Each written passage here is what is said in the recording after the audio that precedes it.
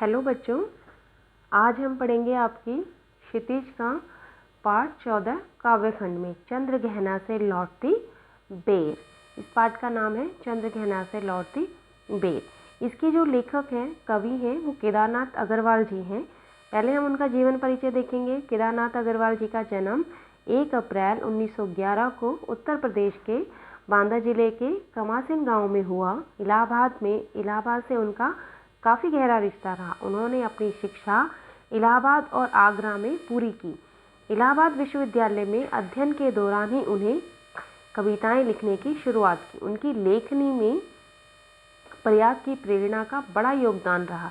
वह पेशे से एक वकील रहे हैं। उनकी मृत्यु सन 2000 में हुई। युग की गंगा, नींद के बादल, लोक और अलोक, आग का आईना, पंख और पतवार, अपूर्वा, बोले बोल, अनमोल, आत्मगंध आदि उनकी प्रमुख कृतियां हैं। उन्हें सोवियत लैंड नेहरू पुरस्कार, साहित्य अकादमी पुरस्कार, हिंदी संस्थान पुरस्कार जैसे बड़े पुरस्कारों से सम्मानित भी किया गया। प्रगतिवादी धारा के कवियों में उन्हें प्रमुख माना जाता है। उनकी जो कविताओं में जन सामान्य का संघर्ष और प्रकृति का सौंदर्य दोनों देखने को मिलते हैं। उन्होंने अपनी कविता की भाषा को अत्यंत सरल रखा है, जिससे कि आम आदमी भी उनकी कविता से आसानी से जुड़ सके। इस पाठ में जो है चंद्र गहना से लौटती बेर पाठ में जो है उन्होंने प्राकृतिक सौंदर्य का अद्भुत चित्रण किया है। उनका जो है प्रकृति से गहरा प्रेम है। इस कविता के माध्यम से प्रकट होता है कि वो प्रकृति से बहुत प्रेम करते थे। वे जो है चंद्रगहना से लौट रहे हैं। एक जगह का नाम है चंद्रगहना, और क्योंकि वो एक किसान पुत्र हैं तो इसलिए जो है उनके मन में खेती खलिहान को देखकर जो है वो आकर्षित हो जाते हैं। तो इस कविता के माध्यम से उन्होंने जो है असाधारण सौंदर्य को व्यक्त किया है कि उनकी जो इमेजिनेशन है, उनकी जो कल्पना शक्ति है, वो कितनी है, अनुपम है। देख आया चंद्रगहना, देखता हूँ दृश्य अब मैं, मेड पर इस खेत की बैठा अकेला, एक बीते के बराबर यह हरा ठिगना चना, बांधे मुरेठा शीश पर, छोटे गुलाबी फूल का सजकर खड़ा है पास ही, मिलकर उगी है बीच में अलसी हटीली, देह की पतली कमर की है लचीली, नील फूले फूल को सर पर चढ़ाकर कह रही जो छुए, यह दूं हृदय का दान उसको। यहाँ पर कवि कहते हैं देख आया चंद्रगहना, देखता हूँ दृश्य अब मैं। यहाँ पर कवि कहते हैं, कवि जब चंद्रगहना से लौटते हैं तो वो जो खेत होते हैं, खेत की जो मुंडेर होती है, यानी कि खेत की जो साइड की जो जगह होती है, वहाँ पर वो बैठ जाते हैं अकेले और आसपास खेतों को जो है देखने लग जाते हैं। जब वो खेतों को देख रहे होते हैं तो उनके मन में जो है उनको देखकर जो भाव उत्पन्न होते हैं, जो भाव आते हैं, जो कल्पना आती है, उसको वो अपनी कविता के माध्यम से बता रहे हैं। एक बीते के बराबर यह हरा ठिगना चना। जब वो खेत की मुंडेर पर बैठे होते हैं तो वहाँ पर वो क्या देखते हैं, एक छोटा सा चने का पौधे को देखते हैं, और ये हरा ठिगना चना बांधे मुरेठा शीश पर, यानी कि चना जो है बैठा हुआ एक छोटे से चने को देखा और उन्होंने जो है उसका मानवीकरण किया है। यहाँ पे जो है उन्होंने हर चीज़ का, पौधों का, फूलों का एक दूसरे से जो है मानवीकरण करते हुए कहते हैं। जब वो बैठे हुए तो उन्हें खेत में एक छोटे से चने का पौधा दिखाई देता है। कवि ने जो है चने का बेहद जीवंत मानवीकरण कहते हुए कहते हैं कि महज एक बीते के बराबर, यानी एक छोटा सा पौधा है चने का, जो नाटे कद का है, यानी कि छोटा है। नाटा कहते हैं छोटे को, यानी कि छोटे कद का है, बहुत ही छोटे कद, एक बीते के बराबर यह हरा ठिगना चना। हरा क्योंकि हरा पौधा है, ये छोटा सा चना, ठिगना चना, नाटा चना, ये जो है एक छोटे से उसके बराबर है, खेतों में लहला रहा है, खेतों में जो है हिल रहा है। फिर कहते बांधे मुरेठा शीश पर, यानी कि चने का जो पौधा है उसके ऊपरी हिस्से पर गुलाबी रंग का जो है फूल खिला हुआ है।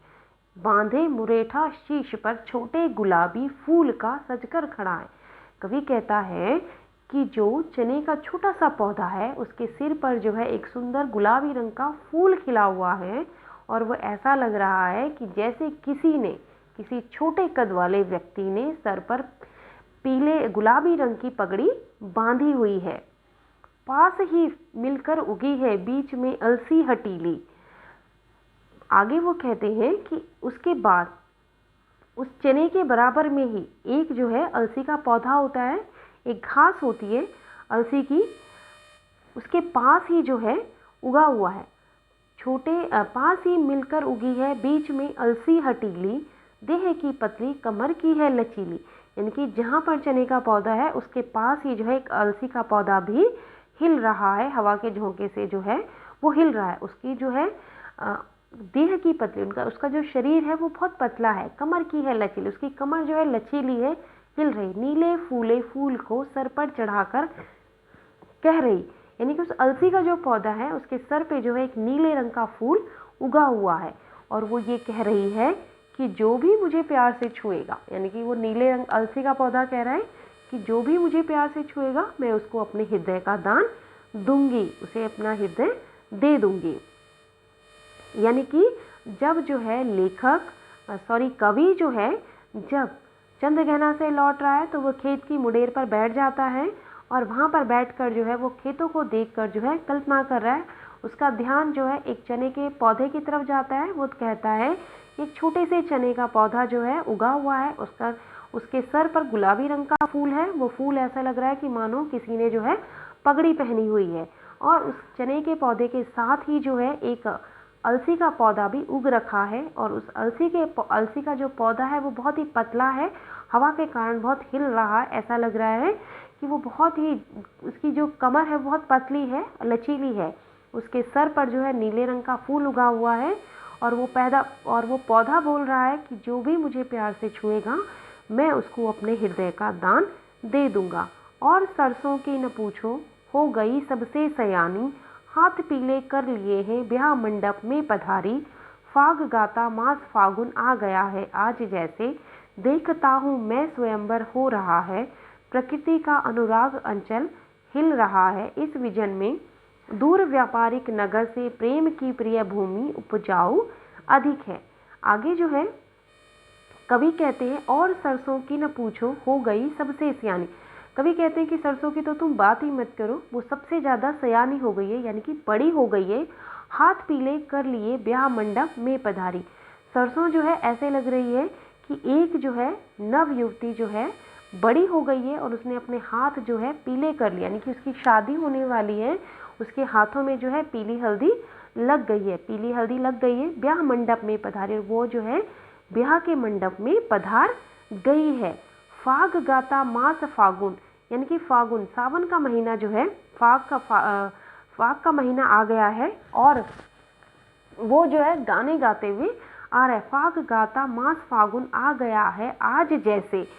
कवि आगे कहते हैं कि ऐसा लग रहा है कि फागुन का महीना स्वयं फाग गाता हुआ, यानी कि होली के गीत गाता हुआ आ गया है।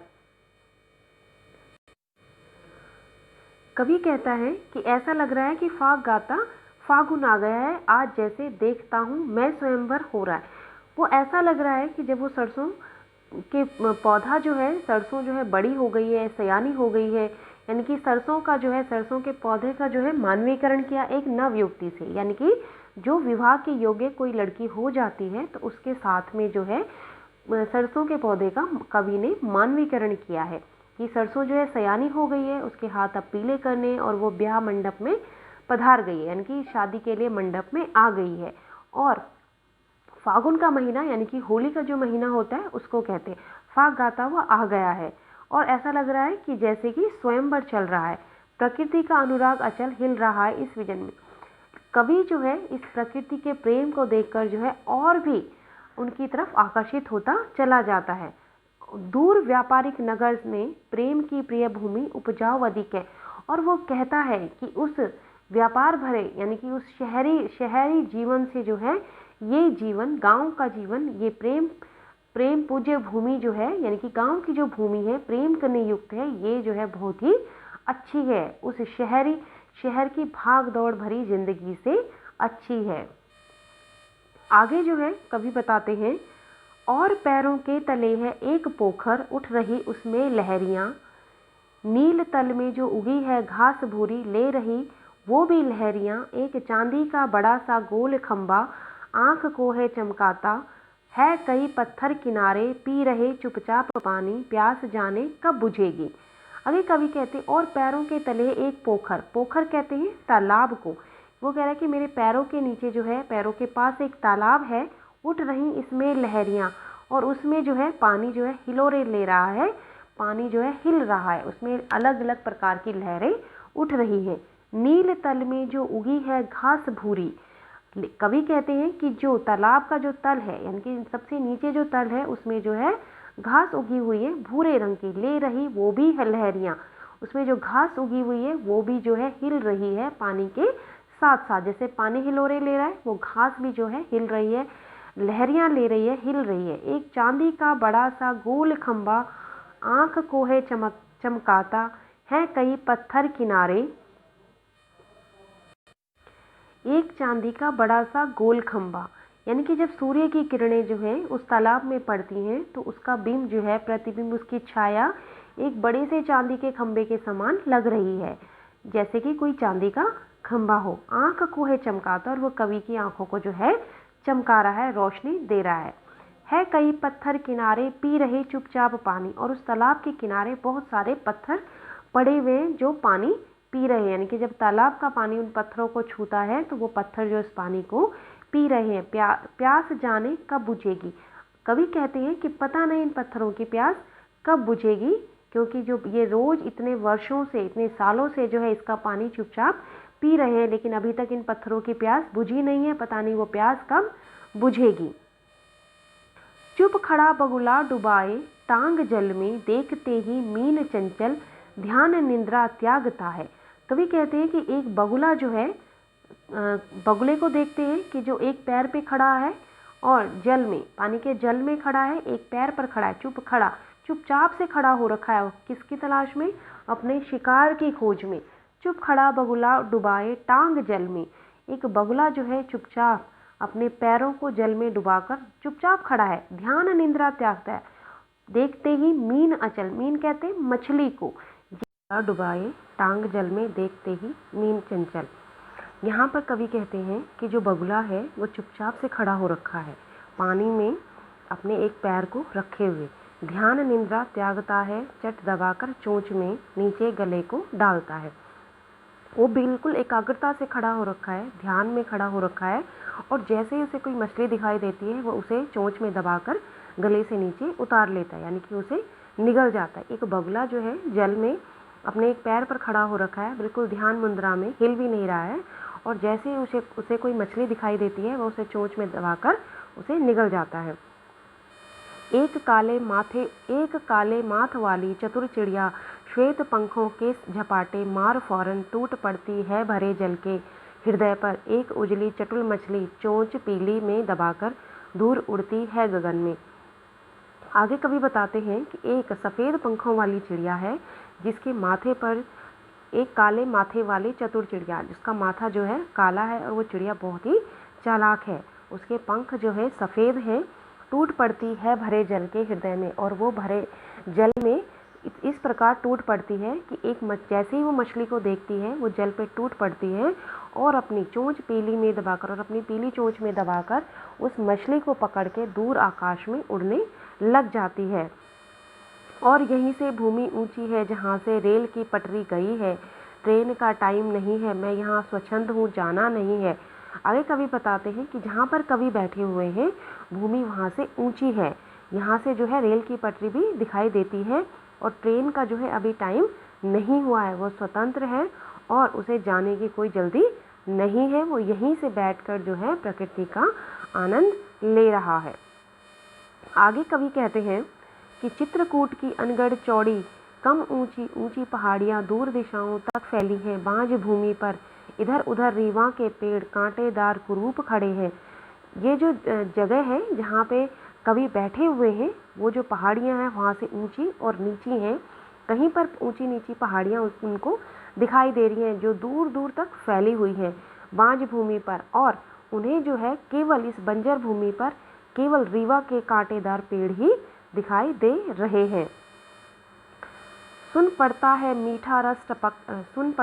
मीठा मीठा रस टपकाता सुग्गे का स्वर टैं टैं, सुन पड़ता है वनस्थली का हृदय चीरता, उठता गिरता सारस का स्वर टिरटों टिरटों, मन होता है उड़ जाऊं मैं पर फैलाए सारस के संग, जहाँ जुगुल जोड़ी रहती है हरे खेत में, सच्ची प्रेम कहानी सुन लूं चुप्पे चुप्पे।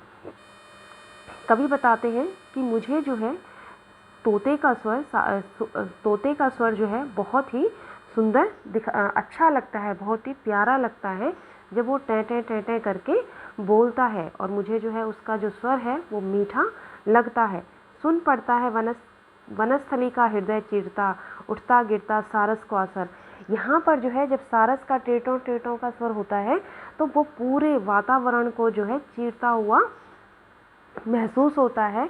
उस समय मेरा मन करता है, कवि का मन करता है कि मन होता है उड़ जाऊं मैं पर फैलाए सारस के संग। मेरा भी मन करता है कि काश मेरे भी पंख होते और मैं सारस के साथ जो है दूर उड़ के चला जाता, जहाँ जुगल जोड़ी रहती हरे खेत में। कवि कहता है कि मैं पंख फैलाकर जो है दूर आकाश में उड़ना चाहता हूँ और उस हरे भरे खेत में जाना चाहता हूँ जहाँ पर सरसों जोड़े में है और वो जो है अपनी प्रेम कहानी सुना रहे, सच्ची प्रेम कहानी सुन लूं चुप्पे चुप्पे, और मैं उन दोनों की प्रेम कहानी को जो है चुपचाप से सुन लूं। आपने देखा इस पाठ में कवि ने गांव के वातावरण का वर्णन किया है, गांव के प्राकृतिक सौंदर्य का वर्णन किया है कि गांव में लोग जो है किस प्रकार से रहते हैं, और शहरों की जो भीड़ भाड़ है वहाँ पर जो है लोग किस प्रकार से रहते हैं। किसी के पास कुछ भी देखने का, एक दूसरे को समझने का, सुनने का वक्त नहीं है, लेकिन गांव में जो है चारों तरफ हरियाली रहती है और सभी लोग जो है मिल के रहते हैं और गांव का जो वातावरण है बहुत ही सुंदर दिखाई पड़ता है।